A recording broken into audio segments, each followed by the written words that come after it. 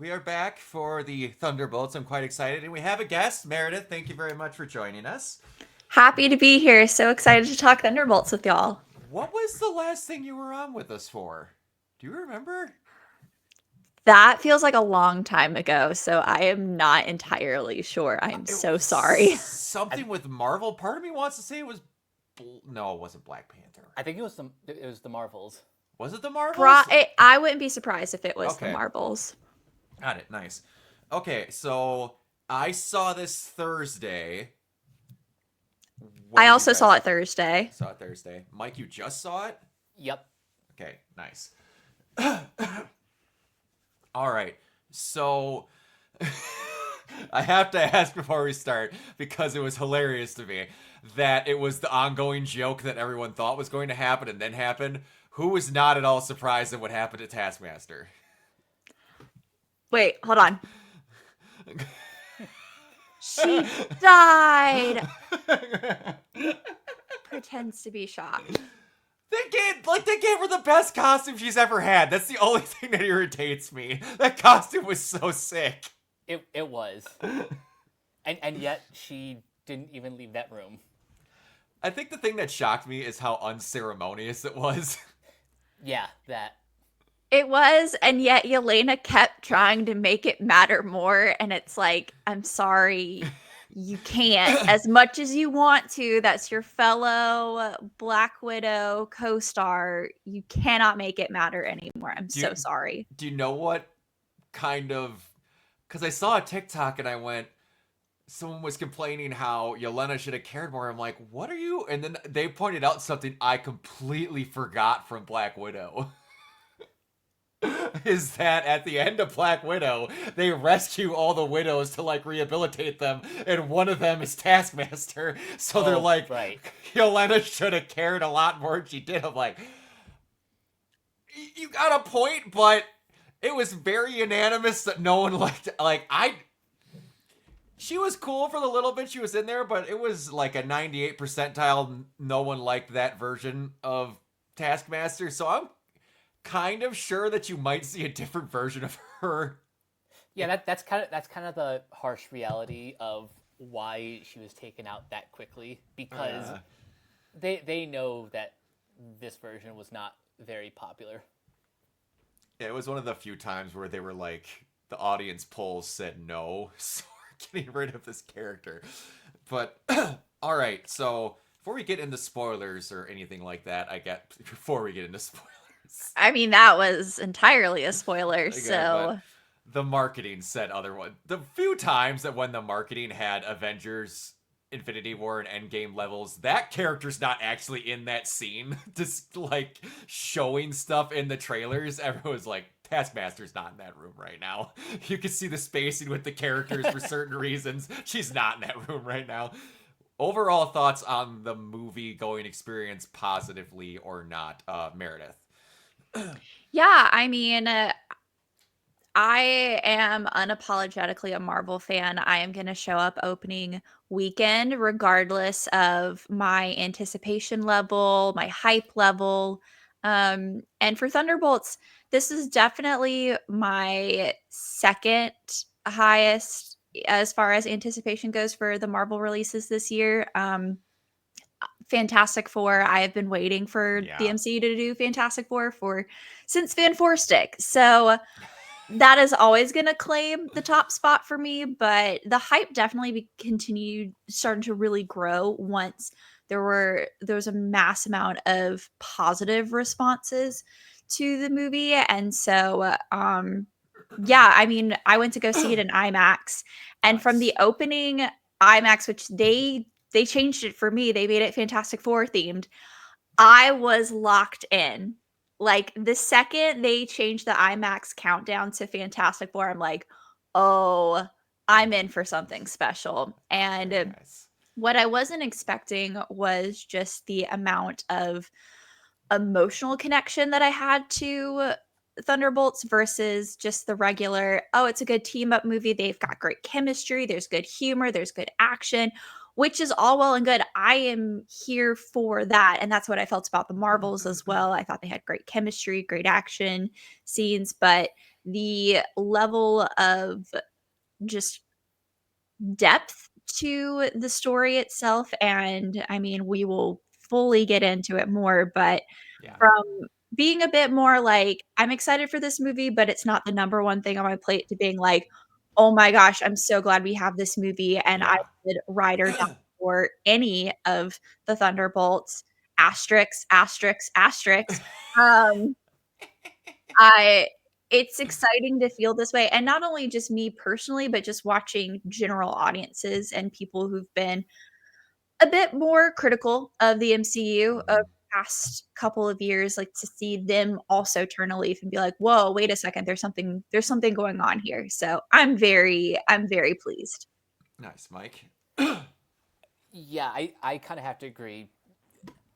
As you guys know who follow this series, I'm still heavily invested in the MCU, so I was probably going to enjoy this film no matter what. But really, the fact that they went this deep on an emotional level, and we'll get to some of the reasons why when we talk spoilers, but generally, I'm really happy with the story that they told, with the reason why we're following these characters under these circumstances.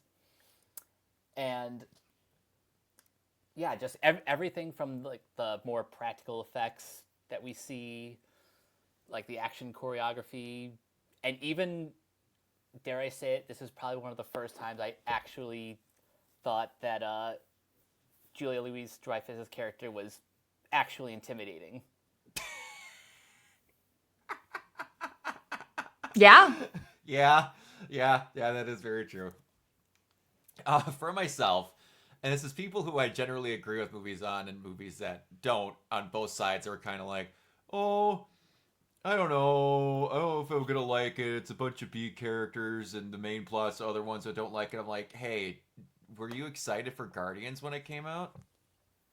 They're like, well, yeah. They were a Z character to you. You didn't have anything for them. These characters you've seen from other movies, did you like them in those movies? Well, yeah, but they weren't the main character. Would you liked more of them in said movies? Well, yeah. Now they're a main character. It's almost like if the character is written well, it doesn't matter what position on the card they are. They could just be good. Shocking how writing works. But yeah, it was all characters that outside of John Walker, I was like, and not because I hate John Walker, it's just one of those things where he's kind of served the purpose in the thing where he was at, and then it was, I don't know what they're doing with you afterwards, because you have Sam, you have Bucky, and all these people that I'm not sure where, that are all floating in that I should be Captain America bubble. So, like, that's a lot of people that contend with at once for that same kind of area. But Red Guardian, Ghost, even, I'm like, that's such a cool powered character that they could do more stuff with. Yelena, obviously, they can put that girl in anything. Florence is amazing.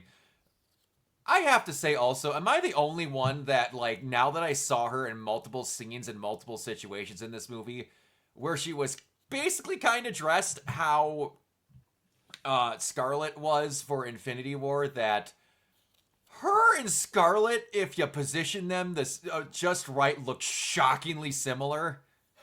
I can see it now. Yeah, I had a lot of moments, not just with Florence Pugh looking scarily like Scarlet, but also a certain Lewis Pullman pulling some facials that I'm like, "Whoa, there you are, Bill Pullman." Yeah. Oh yeah. There was a lot of that.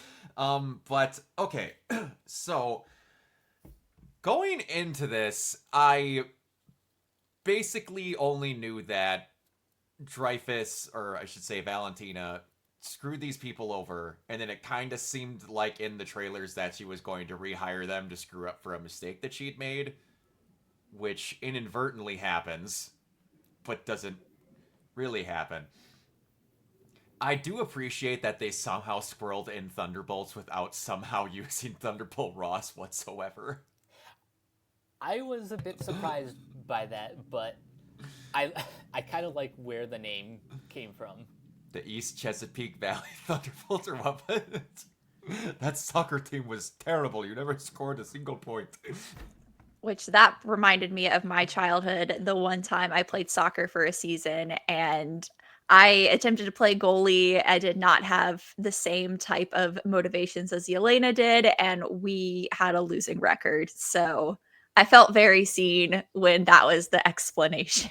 Yeah, that was I played baseball when I was younger, and I eventually quit because of the other kids on my own team's parents and how mean they were. The first time at bat when I was in baseball in 6th grade, I got smoked in the head with a pitch.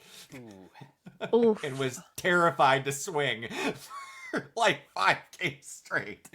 But yeah, the who was your guys' favorite, like outside of probably Yelena and Red Guardian? Who did you feel you actually got the most out of? I mean, my favorite outside of those two was Bob. I love Bob in every universe. The fact that Lewis Pullman has played Bob Dude. not once but twice, it's kind of incredible. And the fact that I love both of those movies. I went into both of those with low expectations, and then it ended up being incredible. Top Gun Maverick, the last 30 minutes, I was so like locked into everything that was going on. Same thing with Thunderbolts as well, for entirely different reasons. Yes. I just think Lewis Pullman just did an incredible job balancing both Bob and the Void, and the duality of that character, the emotion that he brought um to Sentry. And I mean, I know Steven Yeun was supposed to play Sentry, and I do wonder in the back of my head like how it would have been different if he was actually in the role, but I do think Lewis Pullman did such a great job. And so like definitely mourning the loss of like what could have Steven done, but like Lewis just knocks it out of the park for me. I just think like this movie doesn't work without him bringing his A game, and he did, and then some. Yeah, absolutely, Mike. I would have to say both Bob and John Walker, both the nepo babies of the group. Yes, Nepo babies. No, but seriously, I think this time, what Wyatt Russell brought to the role is he added a bit more humanity to John Walker's character without losing what made him such an interesting foil in The Falcon and the Winter Soldier.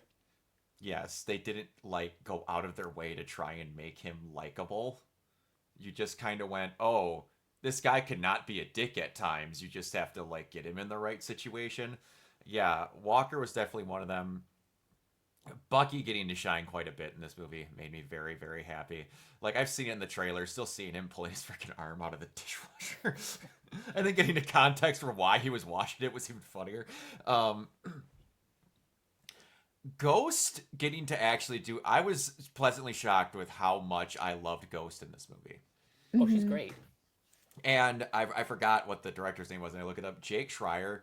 Yeah. Needs to direct more action-oriented movies, because that fight scene in the vault, now that I got to see the full context of it and everything they did, was awesome. Like, seeing them bounce knives off other shields, phase through people, get caught, and other stuff. I'm just like, I was having trouble keeping track, but I'm like, none of that made... Not to a point of where it didn't make sense. There was just so much going on to where they weren't trying to baby you and how the scene was going along to understand, like, no, this is how people actually trying to kill each other would work. They aren't like blocking it to make it look like, now you do your thing, now turn. They made it all look natural, which was really good. I had some people say that this movie was essentially Black Widow in the Thunderbolts, which to a degree, yeah, I get that, which I'm happy, because if you were going to make someone the emotional core of that team, it was either going to be Bucky or Yelena. And this was one of those times where, and I don't agree with this, but I actually had, not saying that I don't like Yelena, or I actually seen people going, you know, this is the first time where Marvel, with replacing a character, might have found one that's going to do a better job than the original person that had that superhero name does. And Yelena's really good. I still really like Scarlet. I believe they're two very different versions of that type of character. But that scene between her and Alexei at near the end, when he like stops joking around and she bitches him out when she tries to say their family, and he's like, "You were not there. We haven't spoken with each other in a year. I lost my sister twice, this time for real." Girl, stop. I did not want to cry in Thunderbolts. Stop it. It was a heartbreaking scene. Even though I saw most of that in like the marketing, in the greater context of the film, it was really like effective. Yeah, I mean, the moment that she, after, yelling at him and being frustrated that he wasn't there for her, and then Yelena breaks and says, "Daddy," I'm like, oh, yeah. This hurts. Okay. But the fact that she was like, "I'm not doing okay. I have been struggling, and all I just feel is this darkness, and I keep going back to my worst moments, and this is the cycle that I'm in." And then Alexei being the one to remind her of the light that she has in her, that he saw when way before the Red Room, way before her training, like that she always had this spark and it is still there, and just like he is the one to kind of bring her out so that she could save Bob and save all of them. Essentially, it was just such a beautiful, powerful moment, and that I did not cry, but I was very close to tears during that scene. I just had chills. I'm like, oh, we're doing this. Okay. Oh yeah. Absolutely. I liked a lot of one thing that I talked with Mike, and I don't remember what it was. I might have been Daredevil. We were talking about this in this movie, where how people interacted and how they like got dumped into certain scenes with each other, and like Bucky just strolling down the road, down the highway to capture them, and other stuff happening. And they just kind of roll and go, "Is that Bucky?" Where it felt like Marvel universe being lived in and not a character making a cameo to make a cameo. It felt like, no, that guy would be there for that reason, and he exists, so you have to deal with the possibility of that guy showing up. Which my theater cheered when he showed up in that scene. I don't know about everybody else's, but even though, yes, we had seen him in the trailers, like on the motorcycle and stuff, but to see it in context, like him getting rid of those convoys, like people cheered. They're like, "Yeah, Bucky, that's right." And then, of course, he like switches onto them, and then they're like, "Oh shoot, Bucky!" Was such a great. It felt, yeah, like you said, lived in and natural, and like, oh yeah, this would be what this guy is doing, even though he's barely a congressman, which is it still cracks me up that like Bucky Barnes killed Howard Stark, was an assassin for all these years. Yeah. Congressman. And it's like the pipeline is like barely even there. Yeah, and it's the fact is that most people don't even have objections. They're just like, "Wait, nope, you were brainwashed." He's like, "Yeah, I'm good now though. Swear to God, all things fine." Just I'm in therapy. Vote for me. Vote for me. My kill count is really decreasing nowadays. I promise you. I'm doing a lot better. I'm in remission. It's just like, you got the Steve Rogers effect. Like, you can't tell me that they were like, "Hey, who would have Captain America voted for?" And they're like, "All right, I'm voting for Bucky." I had two different Captain Americas have my back. It's kind of a big deal. Well, maybe not so much anymore. Not so much We'll anymore. get into that later. We'll get into that. That I cannot wait for. We'll talk about that, but I cannot wait because I feel that's going to be some of the best banter ever that comes, because I have an idea for what they're probably going to do with that, because it could be awesome.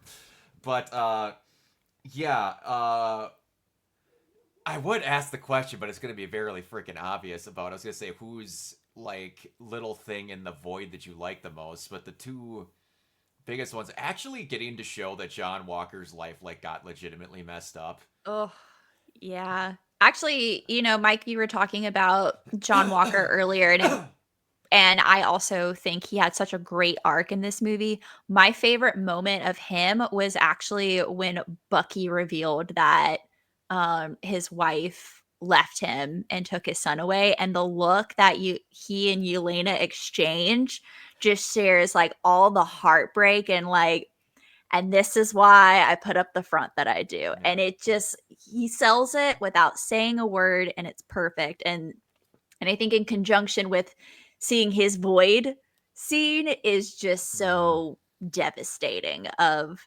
this man who knows he should be doing more, but he is so consumed by his fall from grace, and he like cannot get out of it, and it is affecting every single aspect of his life. And oh, it's so juicy. Mm-hmm. I don't usually go back and revisit like whole like series, but every once in a while I'll throw on the "You Built Me" speech from Falcon and Winter Soldier, and yeah, he brings that same energy to this movie, and like you said, without any dialogue, after Bucky calls him out, he's like, you just kind of see all of that pain just welling up. Yeah. Get that much that you can deliver, like you said, without dialogue is fantastic. And this, I like that they didn't have to go out of their way. We're like, we hate each other for 80% of this film because of forced drama. No, it was like, we're all screwed up people that are just attempting to live. And then we realize a little bit more of like, oh, I'm screwed up for a reason. And they're just like, okay, I guess I could stop being a dick a little bit. It's not just like, oh, hero moment, we have to stop being morons. No, it's common sense. Oh, the entire New York City is starting to turn into a black void. Oh, okay, got it. I'm not going to be a moron anymore.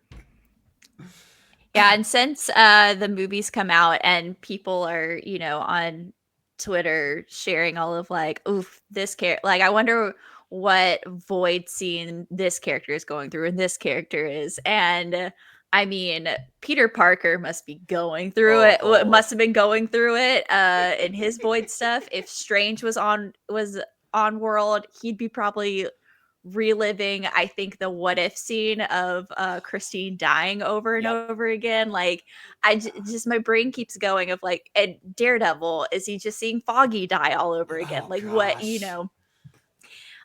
there are too many people who are based in New York who have a lot of issues that I'm sure we're having a field day going through stuff. Lord.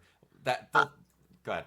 I was going to say, but the person who probably would have had the worst one is Scarlet Witch, Wanda Maximoff. Her whole life is the void, and I can't even imagine if she were there what stuff she'd be reliving. So. Oh yeah, and that's what I talk about, Mike, with it being lived in. I make the joke every single time we do this. If you carjack someone in New York City, you can get your face stomped in from everyone from Reed Richards to Ghost Rider. Like, it's a very cramped... It's one of those things where it's like, what's the difference between DC and Marvel? DC believes the rest of the United States exists. Marvel really only likes New York. They really do. Yeah, the way one of the coolest effects, and it's the simplest thing, is how they made the void look. It looked genuinely terrifying.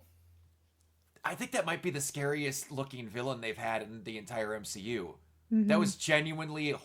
If I would see that in real life, I'm more scared of him than Ultron or Thanos. Oh yeah, purple alien, nothing. Walk in the park. Ultron, Robot Gone Wild. I've watched iRobot. It's fine. Yeah. But like the Void, bye.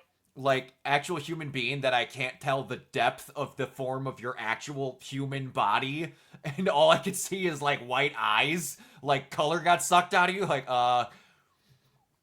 and none of them even make a comment on it. They're just like, that's not good. That's not big bear, big bear.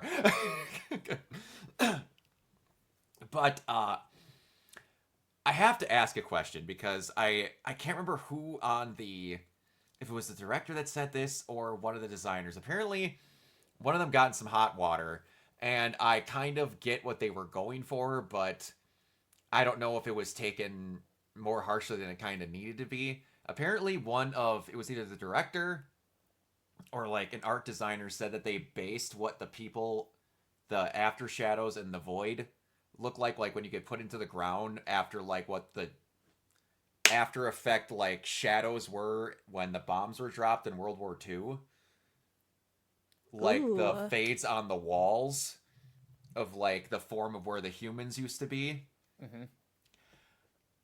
I don't think that I think that that's a terrifying thing to pull that from, and I actually think that's like, how horrifying is it that you're using a horrifying thing for another horrifying thing? I think he got given a lot more crap than he needed to, because when you're looking for bad situations, you're gonna look into bad situations. I don't look to the Teletubbies for how a human should look when they're zapped out of the world by a nether creature that sucked you into another world. And here's the thing. Even if he didn't say that, like you can still come to that conclusion on your own. That's just like a very common, not to downplay like those after effects, yes. but like that is like a striking imagery, and to use that for the void sucking people into darkness, it is a very memorable imagery. It is, absolutely. Okay, now I'm going to ask the most obvious question in the world.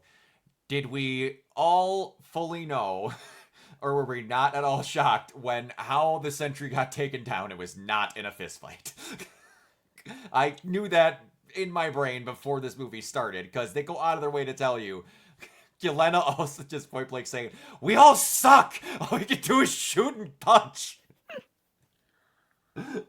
I do love that the message ended up being like, through the power of friendship, that's how Sentry was saved. Like, I think because of this movie and the depths by which it's showing mental illness, what they're showing with the ramifications of depression and anxiety, that it earns that type of resolution. And if it were any other movie, we would probably roll our eyes and be like, oh, come on, like, really, this was how they were going to do this. But I think with the performances and with what they were doing narratively, making that such a priority, I couldn't have seen it handled any other way. And it sets it up really well for Doomsday as far as what Sentry can and can't do, which reminds me a lot of a certain Bruce Banner at the beginning of Infinity War. So I thought of that too.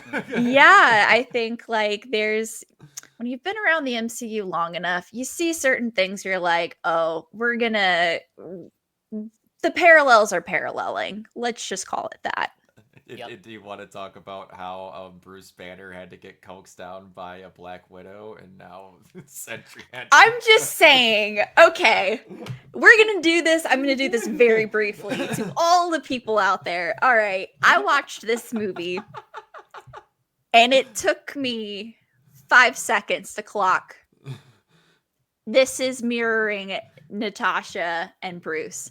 I'm sorry. And Yelena is the next Black Widow. She is the one calming down this ultra powerful character through being soft and calm with this person.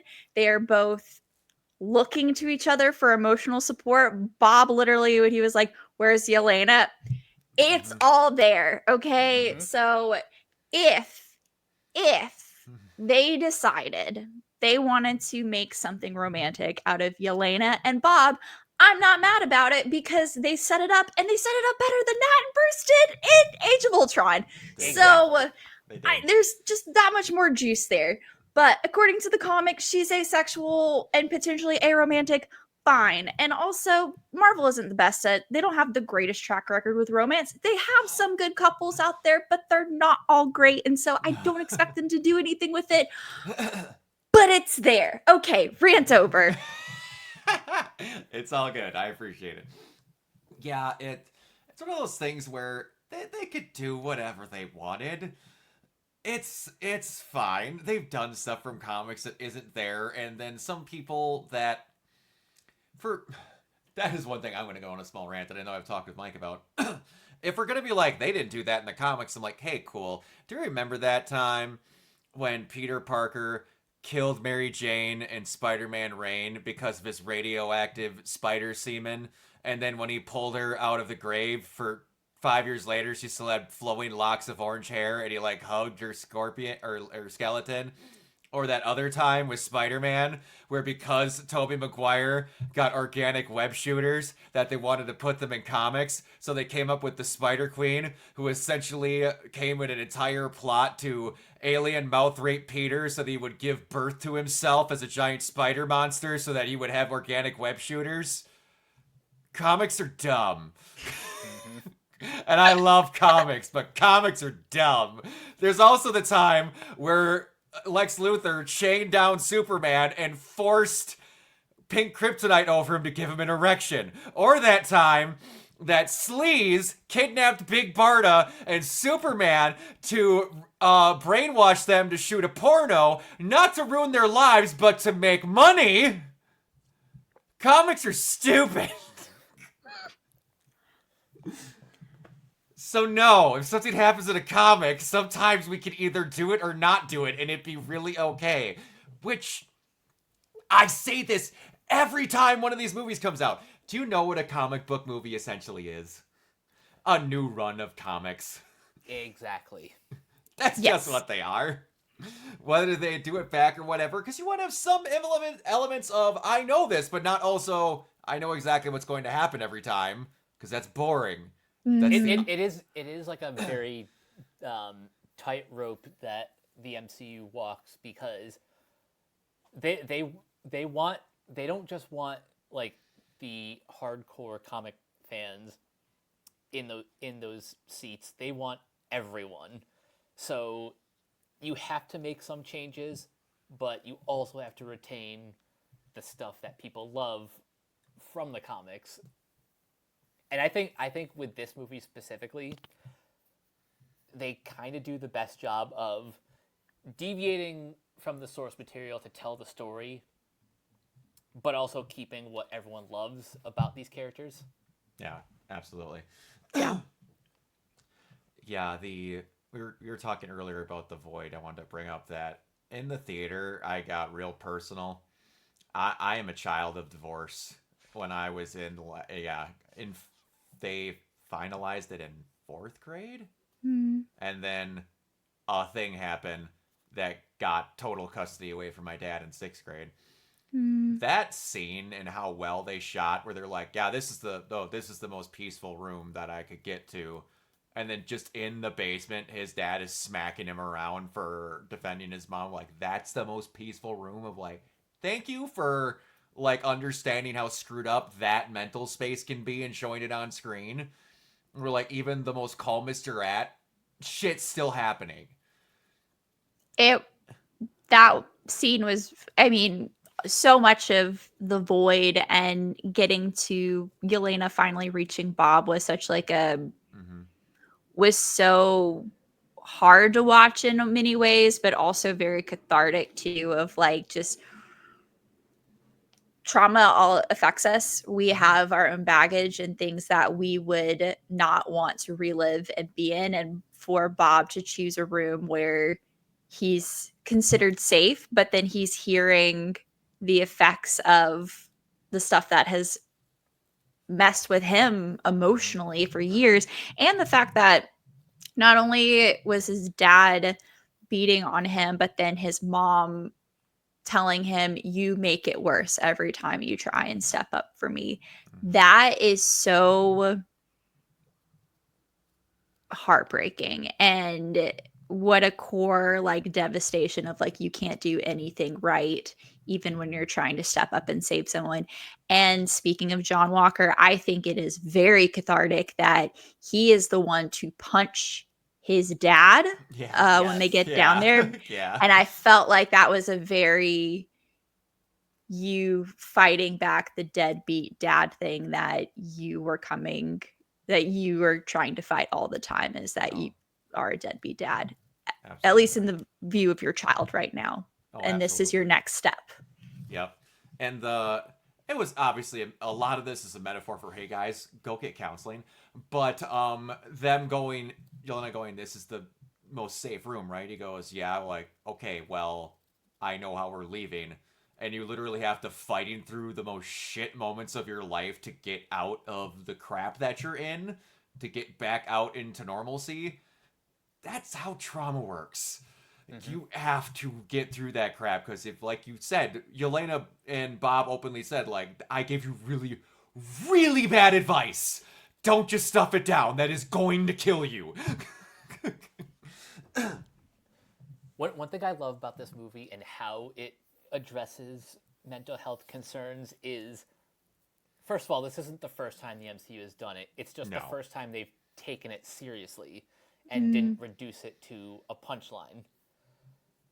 And that's why I think this movie's third act is one of the best that I've seen. Yeah. Oh, it absolutely is. And like them having to literally fight through the room to get at him when he thinks he's doing the best by just beating the shit out of the bad. Yes. Oh, that was so good. And them just all like hugging him, you're not alone, and that's what pulls him out. It was. I have chills even thinking about that scene. Yeah, it was awesome. It was edited so well. But okay, so that and then the very last, I was convinced that, okay, one of them's gonna clock Valentina and it's gonna be over. The sneak press release thing that she walks them into, you just like 10 out of 10. I had a feeling it was coming based on the way she looked at all of them as people clapped around them before that little girl just went straight into the void. Mm-hmm. She was clocking something like, this could be my out, but I was still, the execution of getting them there was, I mean, master manipulator Valentina Allegra De Fontaine. You deserve all the awards, and I can't believe you were married to Everett Ross for any amount of time. Like, that's right. I forgot about that. Thank you, Wakanda Forever, for dropping that nugget of information. That's right. Oh gosh, it's been a minute since I've seen Wakanda Forever. But yeah, oh man, she must have been different when she was younger. Oh. Was she though? I don't know. Was she able to just manipulate him into like getting out of arguments? Because based on the way she just like casually got them there, I feel like that happened more often than not. Everett Ross does give off a lot of gold retriever. He does give off gold retriever energy. So I could see that. But yeah, I do also appreciate right away where, again, these are a group of formerly kind of bad people that have done things that are like a little skeezy, and then they're just like, Valentina's like, yeah, I did it. Yelena just goes, we own you now. You screwed up. We're taking this situation and we're making it ours. Sorry. I love that.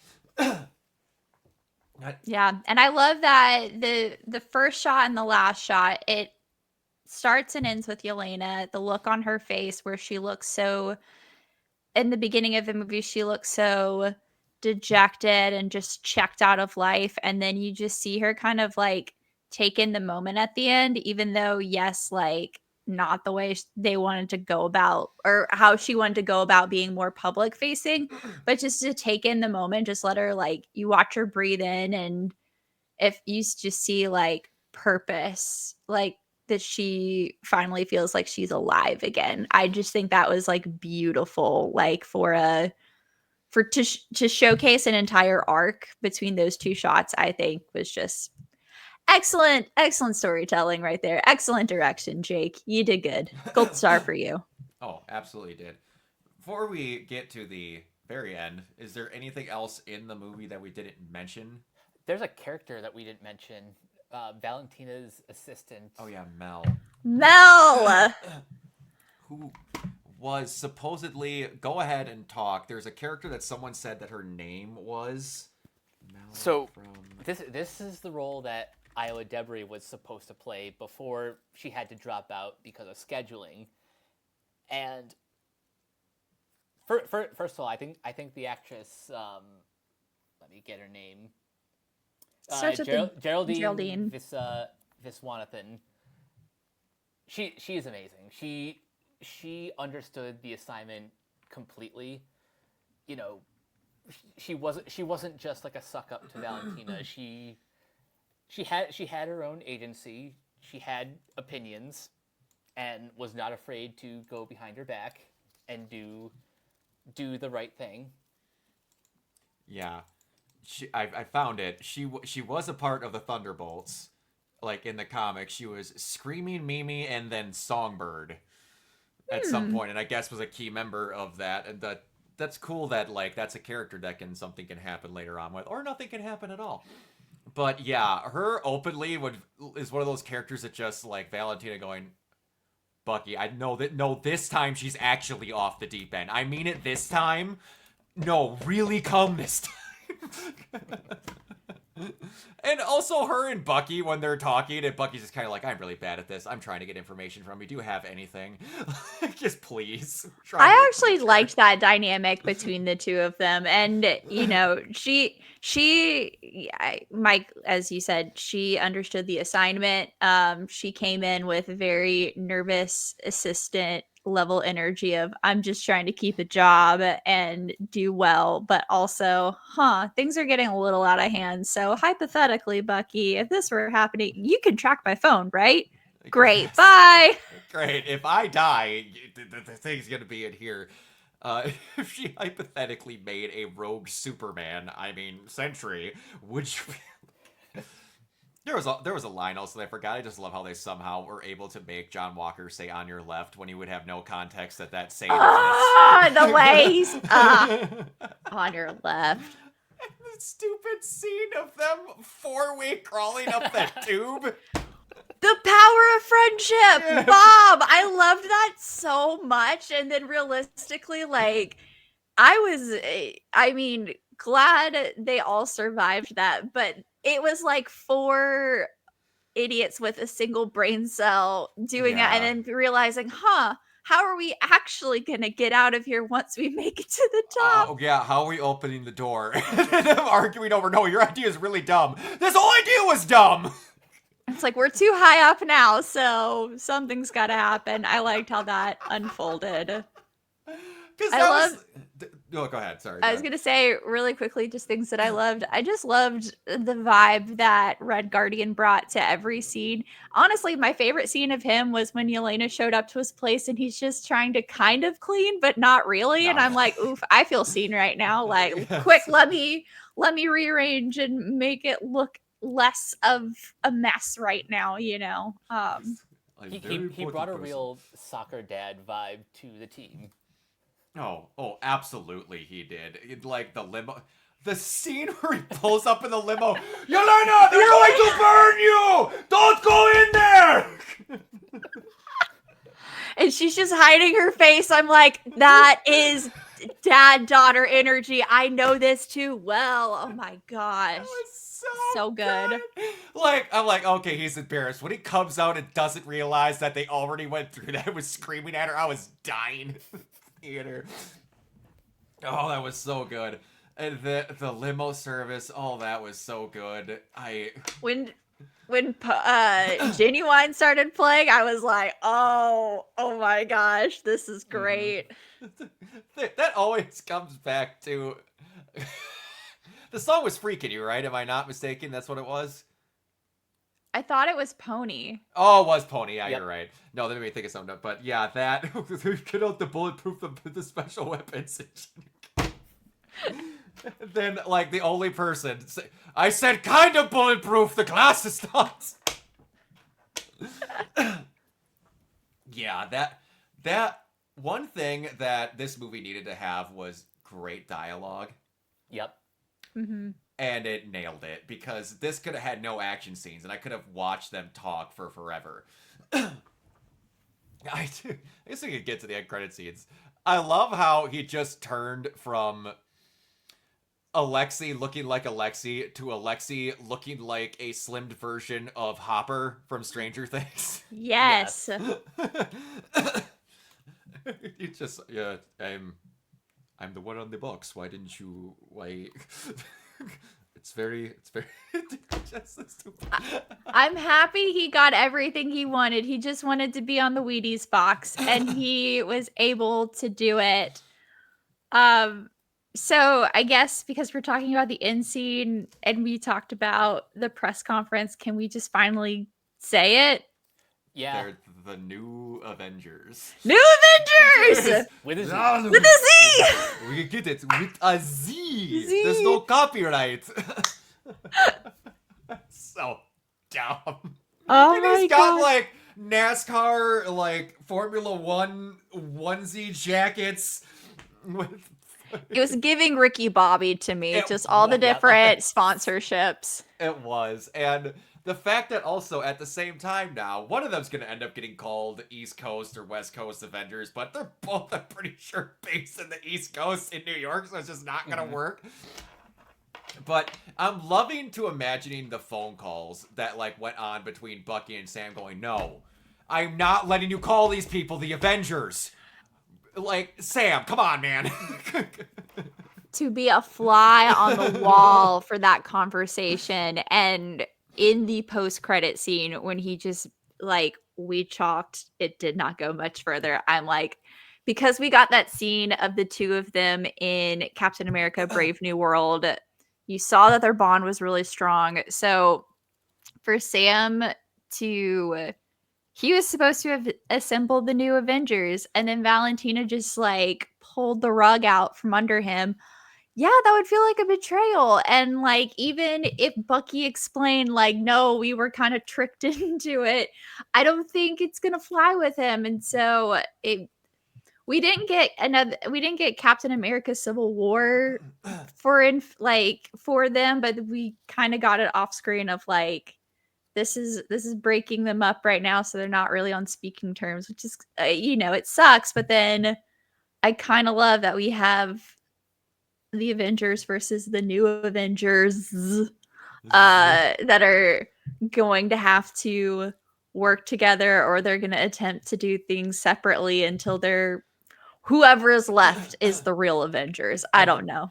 I need to see at least one moment where Sam and Bucky are arguing about something stupid until things get real and Doomsday. Like, all right, fine, let's work together. One thing I'm waiting on, and I assume it's going to be someone like Doctor Strange that says it, because we're going to kind of, if sort of, call back to Wanda coming in the middle of Infinity War, or at the end of Infinity War. There's going to be a situation where Galactic Threat has showed up.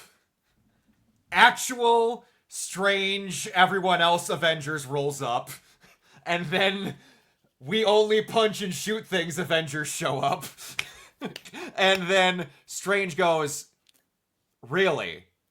You're the ones that are going to stop that? And then in the middle of it, both of them are going to get their asses kicked, and Bob is going to be there. And somehow Bob comes to the conclusion that I could let the Sentry out for a little bit, and then he just mutilates and murders every alien or whatever coming, and then you're going to have Strange say the Okoye line going, why was she not down here this entire time? Like, you're going to have some version of that line, like, Bob is really? Like, honestly, I hope John Walker keeps calling him Bobby. Yes. I need everybody to have like a nickname for Bob, and then everybody else who's not part of New Avengers be like, Bob. just like being so bewildered by there's just a Bob around. And then eventually someone's going to call him Sentry and they go, he has a name. You've been calling him Bob this whole time. Oh, we're using our real names. Yes. I'm Sentry. I'm Sentry. No, he says, oh, we're using our real names. I'm Robert. Oh my gosh, I need him to say that. And like, I'm Steve Rogers. I'm Robert. Oh. Yes. I am Steve Rogers. And it's one of my favorite things ever in that movie. That's so good. Oh, I am great. Real talk, Bob also gives major golden retriever energy, and I love it so much. The most golden retriever ever. He's a golden retriever that has a satanic husky on the other end. Inside everyone, there are two wolves. There are two wolves. One of them is digging a hole in the backyard, and the other one's asking for treats. But, so, we get a substantially long end credit scene where they're actually, like, chilling out and figuring this out. And then we get everyone figured out, oh, how are they gonna... And then they just do what we said they were gonna do. They come from an interdimensional ship, and they're here. What we said was going to happen, and everyone's like, well, they can't just do that. They did! It's a Fantastic Four. We're in a comic book movie right now. Exactly. We can do it. And if you were watching the credits, which I do, and you get to the soundtrack part, they said Fantastic Four theme by Michael Giacchino. I was like, okay, it's about to happen. We're about to see them. And then it happened. And everyone cheered. We were like, yes, it is time. This is how they're getting here. And who is getting here? Is it all of them? Is it part of them?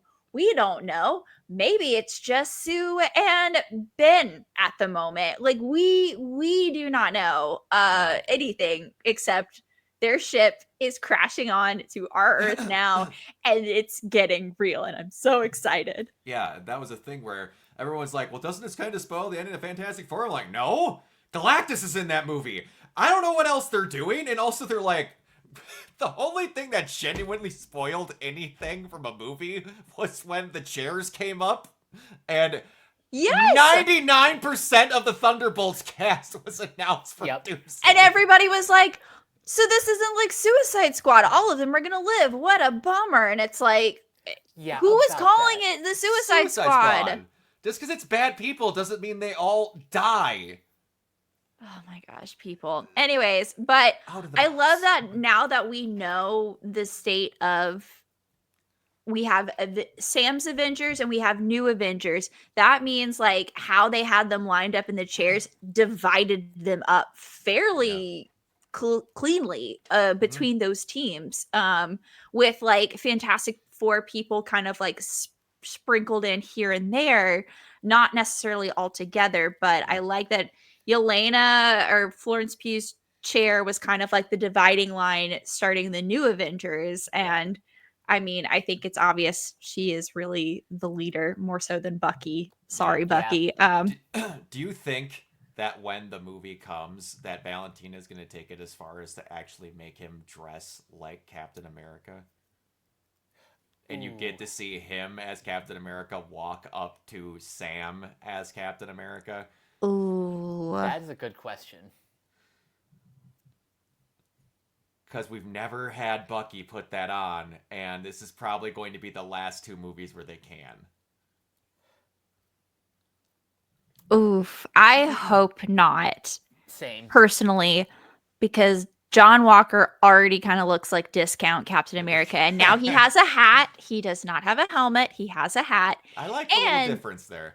I like the difference too, and I like that it all came from as they were rolling into New York, like, do you like the helmet? And she just kept calling it a hat. You like your hat? Yeah.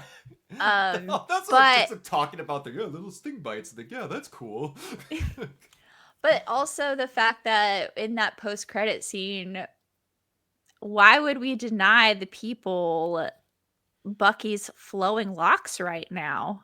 I mean, we can't put that in a helmet. Like, it's got to flow. He's giving some nomad Steve Rogers right now, and who are we to deny him of wanting to channel that going into Doomsday? I just had a mental image of him in the Captain America suit in two versions. One where he has a ponytail hole. Oh. And then another where it just has a sheet in the back where the hair flows out anyway, like Thor.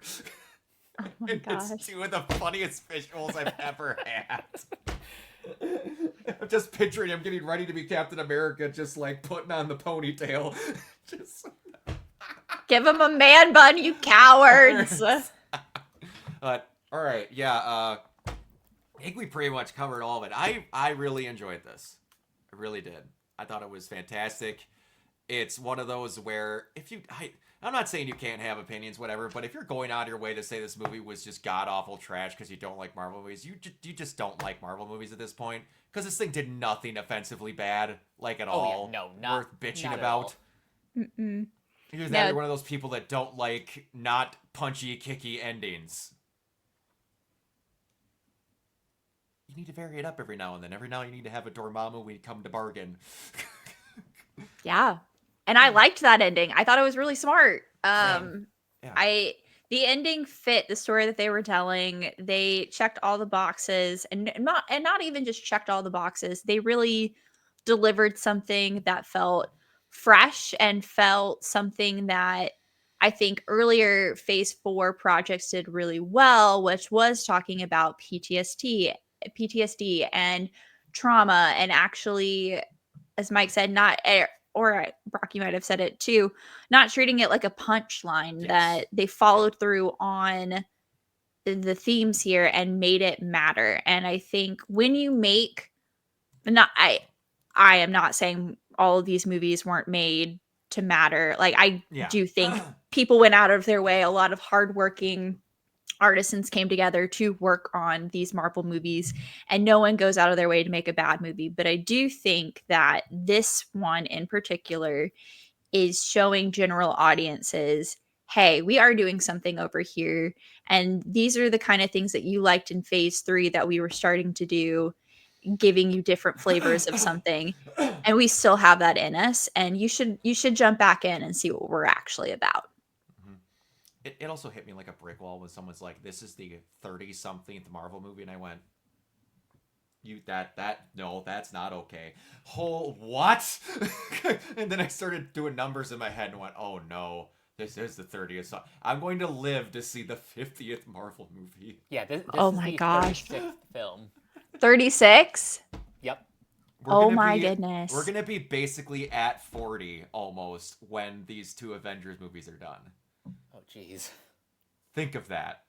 Well, speak for yourself, but I'm talking numbers wise. numbers not age wise. wise. I was about to be like, hang on a second, hold on. I'm not going to be near Pause. 40 quite. Wait, don't wait. I'm not either.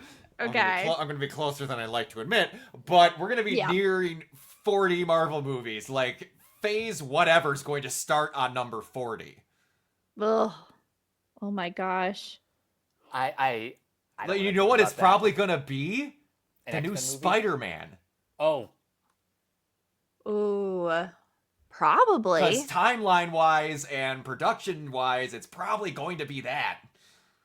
Actually, I have a quick question for y'all. So, Eric Davis from Fandango yesterday released the big movie release calendar again with updated times, and there is currently on the calendar an untitled Marvel movie that is coming out, I think, post Doomsday, pre Secret Wars. What do we think that is? Pre-Secret Wars. does it have a month?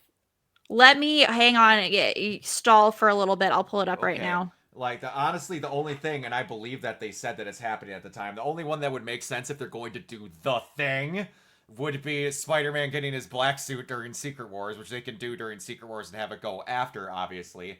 But what? Okay, so it's 2026. It's February 13th, which is the same date as Wuthering Heights. So that's going to be a big day for me personally. Ooh, okay. Wait, so if that is in between Secret Wars and Doomsday, that means that Secret Wars will be the 40th. Oh, they're gonna make a big deal out of that. Wait, no, this is pre-Doomsday. It's pre-Doomsday. Okay. Oh. It's still on the calendar, so I don't know.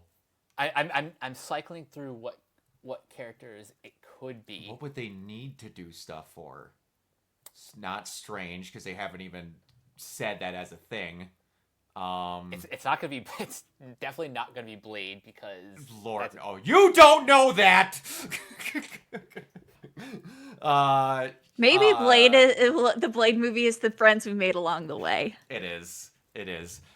I honestly don't know what that could be. I mean, I'll take it whatever it is, because it could be one of those Captain Marvel-like situations where realistically, it had nothing to do with setting anything up, but that character needed to get in somewhere. Same with Ant-Man. Yeah, same with Ant-Man. So, I don't know. That's a really good question. Shoot.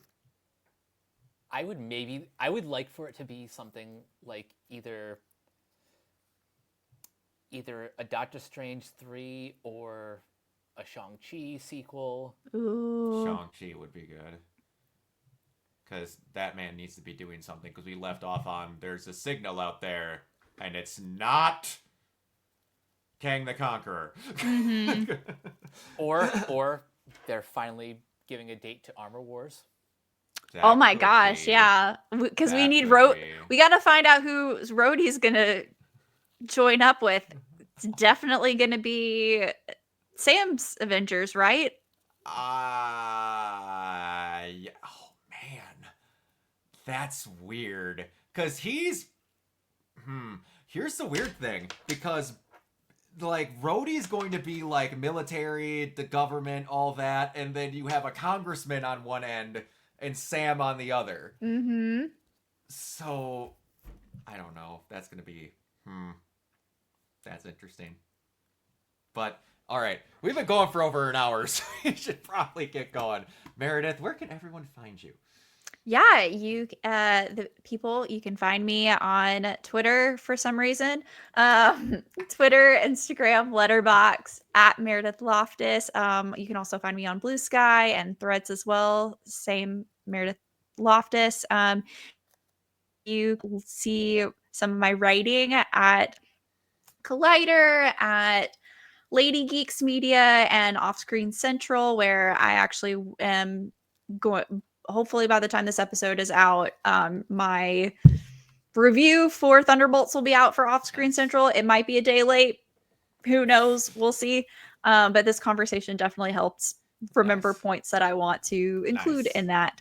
And also, I'm an editor at Collider on the list team, so please check out our lists. They are great. I come up with awesome ideas all the time, and so do my coworkers. So give them a read, even if you don't agree with what's number one. I'm sorry. That's the point of lists. It's discussion. Mike, where can everybody find you? You guys can find me on various social media sites at Captain K42. You can check out my quick thoughts on letterbox.com/CoachK42. And you can follow Renegade Pop Culture on Facebook and Blue Sky at Renegade Pop Culture. You can also find us here on YouTube, on Podchaser. Consider supporting our Patreon at patreon.com/Renegade Pop Culture. Listen to all of our podcasts on Spotify, Apple Podcasts, or wherever you listen. And last but not least, everything can be found at renegadepopculture.com. Need an escape? So do we. Absolutely. You can find me everywhere at Organoid Zero, mainly on Twitch and YouTube.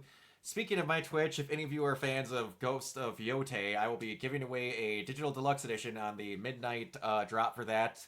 So if you go on to my Twitch at Organoid Zero, it will be, you just need to be subscribed and watching at that time. Your name will be dumped into an entry thing to win. And yeah, $5 to win something that's worth $80. That's a pretty good deal. If you're into cosplaying and conventions and such, you can go over to my Instagram at Organoid Zero, and also Athletic Geek 89's channel. My buddy Eli, we do the Geeking Out podcast where we just have one subject and then just go around for about an hour. And yeah, that's about it. Until next time, we'll see you all later. Bye!